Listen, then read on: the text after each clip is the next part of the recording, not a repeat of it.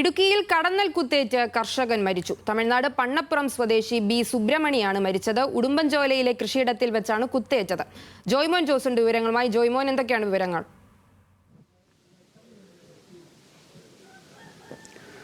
സരിക, അല്പം മുമ്പാണ്, അതായത് ഇപ്പോൾ ഇന്ന് ഉച്ചയ്ക്ക് ശേഷമാണ് ഇത്തരത്തിലൊരു സംഭവം നടക്കുന്നത്. അതായത് തമിഴ്നാട് സ്വദേശിയായ ബി സുബ്രഹ്മണ്യാണ് ഇത്തരത്തിൽ കടന്നൽ കുത്തേറ്റ് മരിക്കുന്നത്. അതായത് ഉടുമ്പൻചോലയിലെ കൃഷിയിടത്തിൽ കൃഷിക്ക് ആവശ്യമായ പണികൾ ചെയ്യുന്നതിനിടെയാണ് ഇത്തരത്തിൽ സുബ്രഹ്മണ്യന് ഇത്തരത്തിൽ കടന്നലിൽ കുത്തേക്കുന്നത്. അതായത് ഇയാളും ഇയാളുടെ സുഹൃത്തും മുരുകനും കൂടിയായിരുന്നു ഇത്തരത്തിൽ തോട്ടത്തിൽ പണിയെടുക്കുന്നത്. അപ്പോൾ പണിയെടുക്കുന്നതിനിടെ ജോലിക്കിടെയാണ് ഇത്തരത്തിൽ കടന്നൽക്കൂടിൽ അറിയാതെ കടൽക്കൂട് ഇളകുകയും ഇത്തരത്തിൽ കടൽക്കൂട് ഇളകി വന്ന കടന്നലുകൾ ആക്രമിക്കുകയായിരുന്നു.